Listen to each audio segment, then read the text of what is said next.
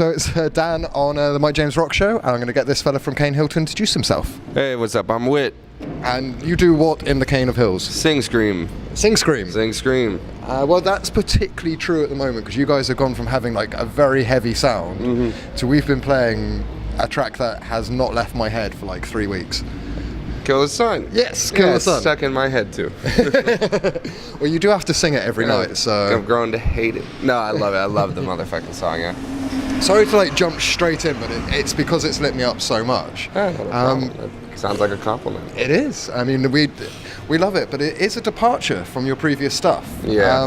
What was the thought process behind this? Because you've mentioned off camera that the EP's also going in a bit of that direction. Right. I think what we just wanted to do is kind of showcase what we're able to do as musicians and not like keep ourselves in a small box because of like what's expected in the modern music world. Like, yeah. We don't want to write the same thing over and over and over again, yes. You know, and while we feel like our albums have solid progression and that the sound has changed drastically from the EP to Too Far Gone, we had a lot of things that we felt like, you know, feelings. Yep, had feelings. Did you get hit in the feels? We got hit in the feels for like a fucking 2-year time period, and we wrote so many heavy songs. We were kind of over listening to heavy stuff for a while. Yep. We didn't really have anything we wanted to write that was heavy, and we kind of just decided that you know, if we're listening to a bunch of pop and listening to a bunch of like grunge, why not take those two elements and mold them together into our own thing? That's fantastic, because you're doing what we do. We talk quite a lot to quite a few different bands of that point where you've been touring the same material, you've got a couple of similar albums, and you've been on the road getting that out for a couple of years. Right. And a couple of things happen at that point. You either write something disgustingly heavy and that sort of thing, or what you guys have done, which is go in a different direction. But I kind of like it, because I think bands wait too long in their career to show the other side of what they're able to do. You guys have managed to do it at a point where you've actually kind of set up yourselves to be able to write whatever you fancy on an album from this point onwards. That's kind of that's the whole game plan, man. I got it. We don't want to be pigeonholed, and we know that if we do wait too long, and people have had album after album after album of just like heavy with some softer songs, like that are still pretty heavy, that if we did this in like 5 years, people would be like, you old fucks, stay in your lane. Yeah. And we'd be detached from the pop world. You know, as you grow older, like it's harder. It's harder to keep up. I mean, I don't fucking understand SoundCloud. Like, Spotify still scares me. There's so many bands on there. It's intense. It really is. Just trying to stay on top of releases. I miss MySpace. I miss CDs. Being able to actually look at stuff. Generational gaps. Yeah, no, it's crazy. I'm older than I look. I'm only 25, so like I had CDs for like 10 years. I still remember throwing away my tape collection. I never had a tape collection. I remember 4-tracks being in cars. I mean, I don't even know what a 4-track is. All right, interview over. So now you guys have. It's a brave move. How are you finding that the fan base is responding to it? Because obviously this fan is loving it. Which is kind of what we've seen across the whole board. I mean, there's always going to be the people that are elitists that just want heavy shit. But, you aren't heavy anymore. You're no longer a band. They can suck my ass. Like, we're still going to be a heavy band. Exactly. So there's like a few of those people, but it's so much smaller of a population of that than the people that seem to fuck with it. I think we've been really blessed with getting this kind of fan base that wants the weirdness. They embrace the weirdness and they like thoroughly enjoy it. I mean, I had people coming up to me for like 4 years like, French 75 is your best song. I'm like, what the fuck are you talking about? That song is so much less than what we can do, but like it's the softer side of us, and people fuck with it, and we're like, okay, let's make an EP of really good French 75s. And there's been such a small amount of hate. I'm just kind of like, well, that's nice. That's really cool, that's man. Real nice. It sounds like you've managed to bust past, like as you said, the heavy ballad, as it were, that people tend to get trapped into. Right. Is you almost have to pretend that you're still a heavy band each and every time that you do a ballad. Whereas by doing a whole EP of lighter stuff, you've kind of just been able to throw the rules out the window and go, well, no, we're just going to do this. I love the fact that there's no screaming in Kill the Sun, for example. Not a fucking line. Because you don't need it. If it's done well enough, you don't need it. I don't want it.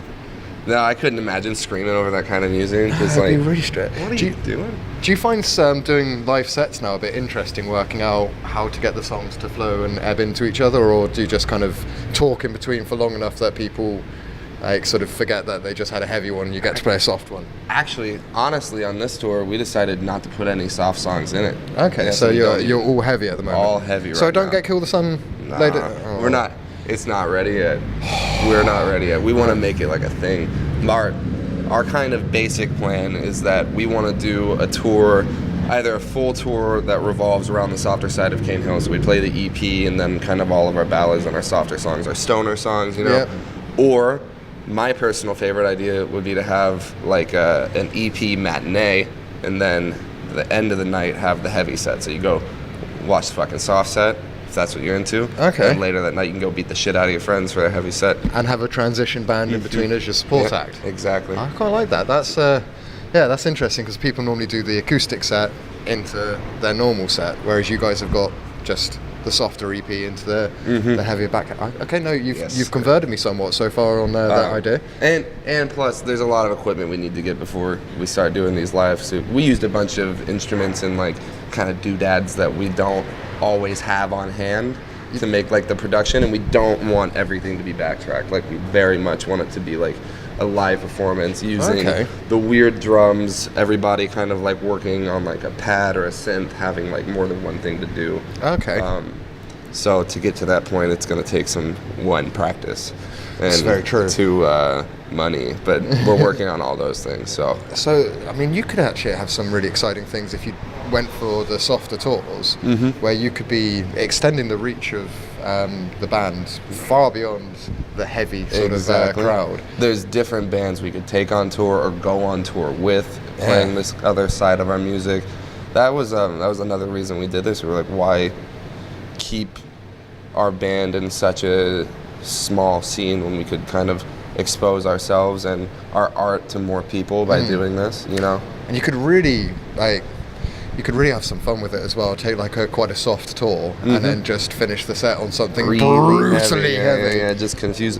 Like what fucking Bring Me did in their arena shows where they're fucking playing that medley of all their old like deathcore shit in front of all these people who know that's the spirit, and this dude's talking about like fucking his lyrics back then were fucking wild, you know? Oh, crazy. There's all these kids sitting in the crowd like, that's heavy. Well, so we were talking about this the other day, is it must be the strangest experience if you don't know who Bring Me the Horizon are, listening to Mantra and stuff, going, oh, I quite like these guys, I'll do the back catalogue. Go to the first album, man. And suddenly it's a complete, like, and you think well, to be honest, even with the pictures, you might think it's a different vocalist. Oh yeah, Ollie has definitely grown into like some iconic ass frontman shit, you know what I mean? It's such a pleasure to watch. It's been cool, because I remember when he had that swoop. I remember when they did the also Pretty had Boy that swoop, phase. yeah.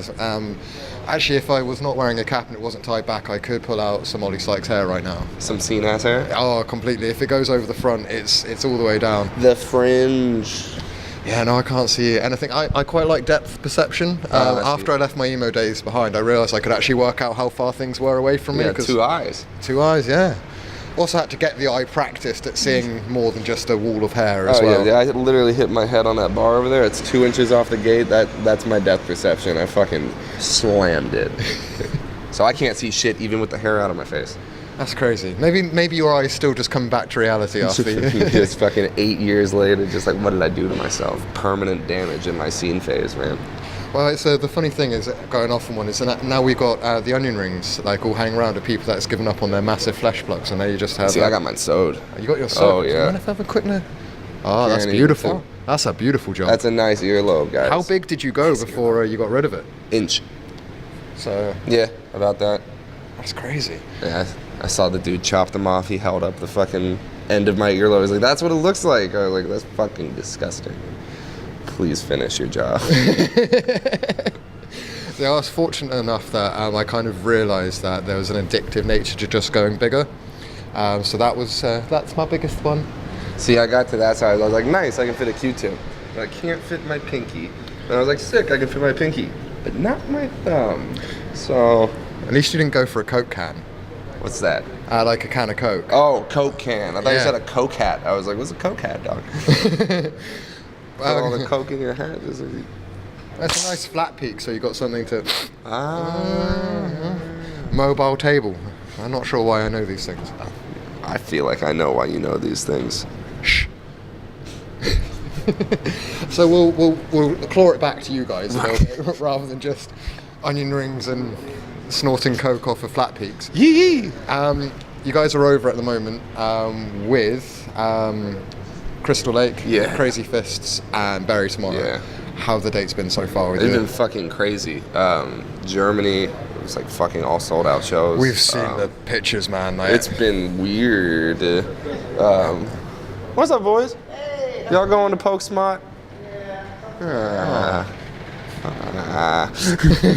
we'll wrap this up. I shouldn't.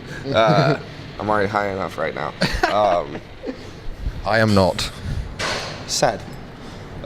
This tour has been wild. Like all the it's like one of those few tours where like everybody on the tour is super cool to hang out with. Like there's not much beef. There's like no egos or anything, and like every band's fucking really good. So Yeah, well, you got the headliners are like known for being lovely guys to other bands and everything like that. And we've known 36 Crazyfists for years. Yeah, we They've toured been with them exactly back the in same. the U.S. and they've always been fucking amazing. I was so happy when I found out they were on this tour. Yeah. And then surprise band Crystal Lake is fucking so good. It's so fucking nice. Yeah. It is honestly stressful having to play after them. every Really? day. Yeah, because you just watch them and you're like, y'all are fucking machines. Like you are so good. And I'm just standing there like kind of high, just like. I can do this. I can totally do this. Sorry, there's a nice smell in the air. It's just caught our attention. It's weed. It is weed. How long have you got left on this tour? I should have done my research. 5 days. 5 days. Yep. And then what are you guys doing after the tour's finished? I'm going fuck home. Just chilling. Yeah. Christmas sort of break now for you guys? Exactly. We're all going to see our families. Fucking half of us are moving places right now, so like we're in the process of dealing with like moving homes from overseas. It's very stressful. I was going to say that's exactly what you want when you're moving house is to not be there.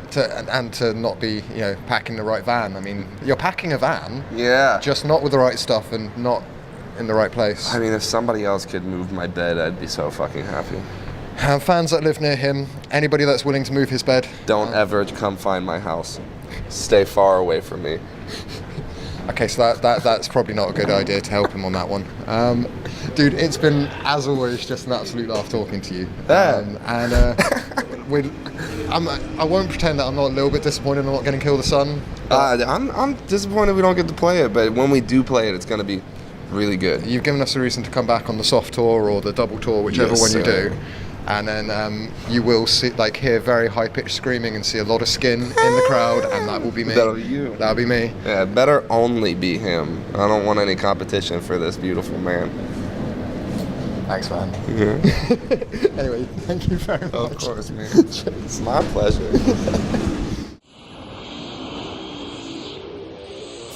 Thank you for watching my interview with this gentleman from Cane Hill. It was absurd, which is the way we like it. If you want to see the previous ones that we've done with these guys from a couple of years back and various festivals, then hit the like, subscribe and the notification bell to see all the stuff we do. Cheers. Yeehaw.